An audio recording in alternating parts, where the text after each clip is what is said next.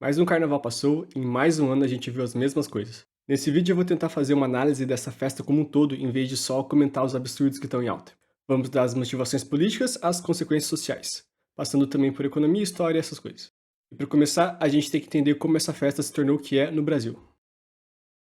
Primeiro, a safadeza sempre esteve por aí. Quase todos os povos da Eurásia tinham celebrações de abundância e fertilidade em algum momento do ano, normalmente ligadas à troca de estações ou colheitas. E no mundo pagão não era tão raro as pessoas comemorarem com exageros físicos, fosse comendo e bebendo até se entupir ou se entregando aos prazeres da carne. Era um período em que estava liberado baixar a guarda e esquecer os problemas da vida e da sobrevivência, até porque não tinham como saber se o futuro seria tão bom assim. Na antiguidade greco-romana do pão e circo, por exemplo, essas festas estavam ligadas a Dionísio, que era basicamente o deus da bebedeira e putaria. Banquetes e bagunça pelas ruas eram comuns, e em alguns lugares era até liberado o amor grupal. E esse costume de usar máscaras e fantasias que surgiu no sul da Europa provavelmente tinha algo a ver com isso. Assim você não sabia a certa identidade de quem tinha atacado ovo e farinha em você de tarde, nem de quem estava dando pra todo mundo por aí de noite. E quando essa festa acabava, tudo voltava mais ou menos ao normal. Obviamente, isso não combinava muito com o que a Igreja Católica pregava. E quando ela avançou para a Europa, foi substituindo essas celebrações pagãs pelas cristãs. O solstício de inverno virou o Natal, e esses festivais viraram o Carnaval. Ou melhor, o Carnem Levare, que era o período para se esbaldar na carne porque ficariam de jejum dela durante a quaresma. Mas sabe como é, né? Velhos hábitos não morrem fácil. Quando os portugueses trouxeram esse costume já enfraquecido na Europa para o Brasil, estavam trazendo as sementes da festa da carne para uma colônia quente em que todo mundo pegava todo mundo, e que prostituição, pobreza, vícios e famílias zoadas eram comuns. Com esse solo fértil, o Carnem Levare reviveu e foi ganhando as peculiaridades que a gente conhece hoje, a ponto do carnaval virar a marca internacional do Brasil. Muita gente não gosta, mas não tem como negar que essa festa barra maldição é uma das coisas mais marcantes da cultura geral do país. E isso explica muito sobre a gente. Lá fora, o BR médio imigrante já causa uma impressão ruim em muitos países. É visto automaticamente como um ser festeiro, extrovertido e burro que ninguém leva a sério. O homem é visto como malandro, golpista e mulherengo, e a mulher é vista basicamente como puta. Aí vem o carnaval e só reforça isso. É uma vitrine para o mundo olhar e confirmar suspeitas. E na real, eles não estão tão errados assim. O que nos leva ao próximo assunto. As pessoas ficam dessensibilizadas para a safadeza nessa época.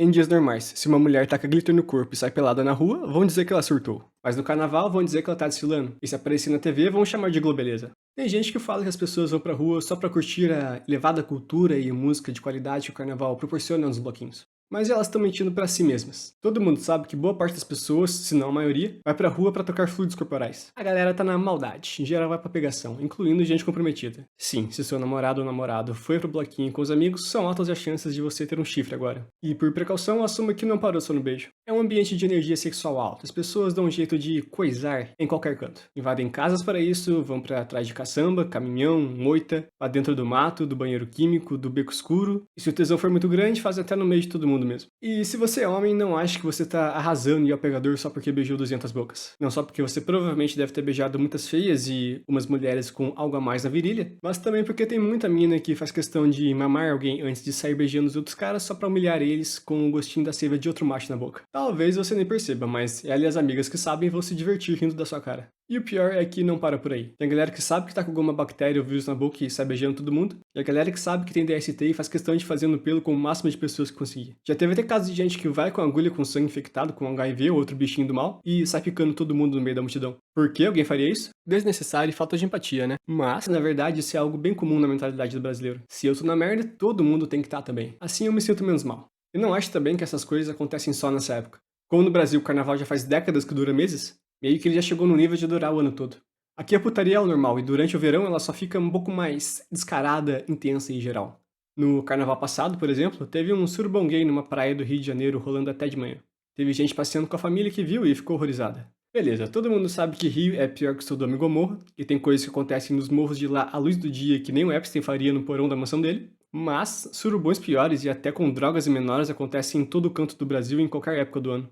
Pode perguntar pra qualquer um que já foi em fluxo e baile funk. Não entenda mal, o Brasil sempre foi um país de safadinhos, mas antes a promiscuidade era um pouco mais controlada pelas pressões sociais. Foi só depois que a liberação sexual da segunda onda feminista chegou aqui umas décadas atrás que a degeneração saiu do controle de vez. A janela de Overton mudou, o que antes era impensável agora é o normal. O estrago já tá feito, a tendência é esse normal ficar cada vez pior.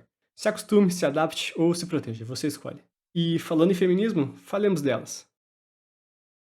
Se você tiver uma lataria sem muitos amassados e com o polimento em dia, você já deve ter percebido no meio do fervo que gays assediam tanto quanto ou mais que héteros. E que mulheres também não conhecem esse negócio de limite e respeito. Elas fazem coisas que, se fosse um cara fazendo, ele seria linchado na mesma hora acusado de esflufo. Na cabeça delas, a lógica é simples. Se um feio chega nela, é assédio e desrespeito. Ela tem o direito e o dever moral de humilhar esse cara. Mas se ela chega num chat e ela que é rejeitada, ela não sabe lidar com isso direito. Aí, ou ela chama o cara de gay, que de fato brotam aos montes no carnaval, ou vai pra cima com ainda mais vontade. Você sabe como é que funciona, né? Aqui no Brasil, assédio e várias outras coisas não são crime quando são elas que fazem. E é engraçado como as pessoas se transformam nessa época. Tem gente de que você já não espera muita coisa mesmo e não se surpreende com o que faz. Mas tem também as varoas da igreja e de família boa que fazem coisas que deixariam os pais delas em depressão só de descobrir. Nesse dia é realmente como se colocassem uma máscara e vivessem a vida louca. Só que sem máscara. E sem calcinha. E como consequência de tantos borna, uma porrada de gente não só pega pereba lá embaixo, mas algo talvez pior. Gravidez. Toda mulher sabe que quando ela emprenha, quem mais se ferra depois da infeliz da criança é ela. E mesmo assim, 9 meses depois de todo o carnaval, tem uma porrada de Enzo que nasce sem saber quem é o pai. Porque a mãe achou uma boa ideia fazendo pelo com um desconhecido que ela nem sabia o nome atrás de um caminhão de lixo. E se você acha que não tem como ser mais responsável com a própria vida, lembra que nessa época elas adoram falar que todo homem é um potencial esflufador. E para se protegerem deles, elas saem seminuas pela rua e enchem a cara no meio de uma multidão de homens desconhecidos, e também bêbados, num evento que todo mundo vai na maldade e baixaria em todo canto é normal. Obviamente ela, como vítima, não tem culpa, mas deu todos os moles possíveis e não se responsabilizou pelo próprio bem-estar. É seleção natural, Darwin não perdoa. E penetrações não solicitadas não são os únicos crimes que rolam no carnaval. É uma das épocas em que os traficantes mais lucram. Pó, erva, comprimido, seringa, você encontra de tudo no meio do povo. Fora a bebida adulterada que o pessoal toma junto pra ficar duplamente doidão. É só procurar direitinho que você acha o que quiser. E sempre que um malandro vê um otário distraído e todo lardão, ele aproveita. Furto de celular vira esporte. Tem gente que compete pra ver quem rouba mais. Mas não para nisso, tem gente que perde dinheiro, cartão, corrente, relógio, anel, roupa, dignidade, tudo. A galera do pickpocket daqui é muito melhor que de vários outros lugares. A gente que não sabe valorizar o atleta nacional. E falando em atletas, a gente tem que falar também de golpes. E não só do estelionato básico de todo dia que acontece aos montes nessa época. Tô falando de golpe mesmo, porradaria. Com todo mundo bêbado, drogado e se comportando como animal no cio, é muito fácil começar uma briga. Um esbarrão, um olhar, um flerte com a pessoa errada ou simplesmente um mal entendido por puro azar já é o suficiente para ter um bando de machos saindo no soco ou uma fêmea saindo no tapa e puxão de cabelo. E estar no meio de uma multidão é perigoso pra caramba. Se der uma merda assim, o que você faz? Se começar uma briga, se tiver um doido com uma faca ou se uma fubanga horrorosa vem na sua direção querendo te beijar, como você escapa? E mesmo que você sobreviva a tudo isso, você ainda tem o risco de não voltar pra casa. Você pode estar atravessando a rua na faixa e um maluco dando um grau de moto te acerta. Ou pode estar de boa no seu carro e um bêbado que acha que é um relâmpago McQueen surge do nada e te caceta. Toda vez que tem datas assim, carnaval, ano novo, natal, tem picos de morte no trânsito. Mesmo que você tenha decidido não participar delas e ter feito outra coisa para aproveitar o feriado, você pode virar estatística também. E falando em números, agora é hora da conversa de gente grande que muita gente ignora. Juntando gastos federais, estaduais e municipais por todo o país, só o governo joga mais de bilhões de reais no carnaval todo ano, direto ou indiretamente. Parte vai para apoio e logística, parte para patrocínio e propaganda, parte para a Secretaria de Cultura torrarem como quiserem com shows, blocos e escolas de samba. E claro, parte é desviado com corrupção. De novo, usando o Rio como exemplo, tem um puto esquema envolvendo escolas de samba, tráfico, jogo do bicho, prefeitura e governo estadual. É uma daquelas coisas que a gente não tem como provar, mas todo mundo sabe de alguma forma que acontece. Talvez seja porque os chefes desses esquemas se encontram nos camarotes da Sapucaí. Vai saber.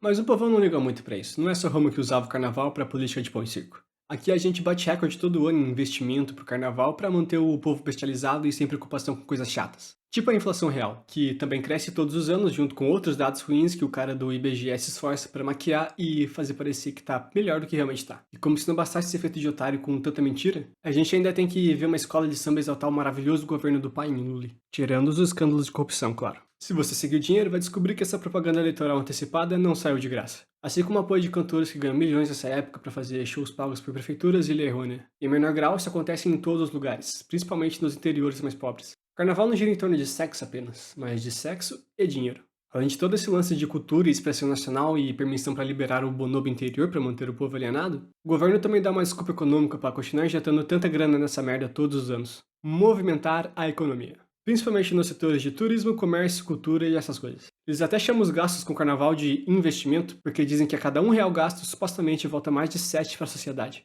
Como eles fazem esse cálculo e chegam nesse resultado, é bem questionável. A gente nunca sabe se eles consideram o dinheiro que o tráfico movimenta nesses dias. Mas há outro problema bem pior nessa conta. Esse R$1 investido, que na verdade acaba sendo bilhões direto e indiretamente, sai de toda a sociedade. Eu, você, todo mundo tá pagando imposto para bancar essa festa. E o que a gente, como população, tem em troca? Os políticos estão enchendo os bolsos. Tem empresários se dando bem.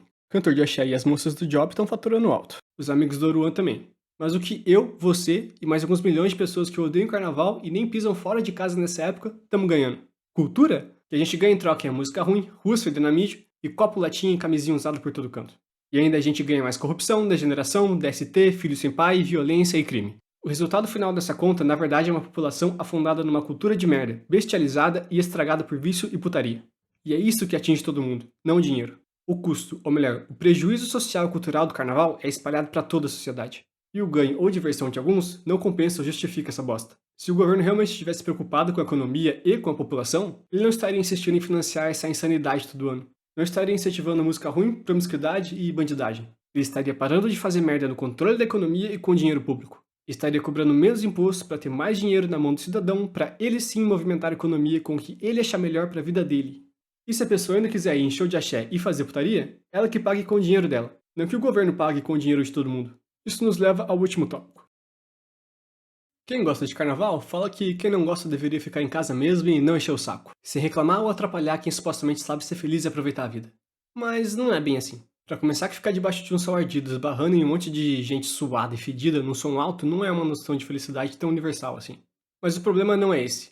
Tem gente que gosta da bagunça que pode fazer nesses dias e tá tudo bem. Eu sou a favor das pessoas poderem aproveitar ou estragar a própria vida da forma que acharem melhor, seja com drogas, putaria ou imbecilidades. O problema é o que eu tava dizendo. As consequências dessa felicidade temporária de alguns não afetam só esses alguns. Elas afetam todo mundo negativamente, a curto e longo prazo, seja na forma de aumento da criminalidade ou da degeneração social, cultural e econômica. É quem gosta de carnaval que atrapalha quem não gosta, não o contrário. Na verdade, eles atrapalham eles mesmos também, mas estão tão perdidos no hedonismo do momento que não percebem. Essa escravidão pelos prazeres terrenos os impede de ver o tamanho da merda em que estão metidos e as consequências do que incentivam. E impede também de se importar com os outros. E se você parar pra pensar, esse egoísmo, hedonismo e malcaratismo é bem brasileiro. Tá por aqui o ano todo. Não é o carnaval ser assim que deixa o brasileiro como é. É o brasileiro ser como é que torna o carnaval daquilo que é. Carnaval é nada mais que a celebração e a síntese da cultura brasileira. Ou seria da cultura hostilheira. Bom, é isso. Estou escrevendo um novo livro com essa temática de degeneração social e sexual que a gente vive na pós-modernidade, como isso se relaciona com a natureza caótica da nossa espécie. Provavelmente vai demorar mais uns 2 anos para ficar pronto, então até lá aproveite e lê minha fantasia épica. Via Hermes é uma viagem pela Calígula, a era da decadência da humanidade. Se você gosta de história, filosofia e ocultismo, vale a pena dar uma olhada. Os links estão aí na descrição. E quanto ao vídeo, se gostou, deixa um like. Se tiver mais alguma coisa a acrescentar a esse assunto, comenta aí. E se inscreve também. Até a próxima.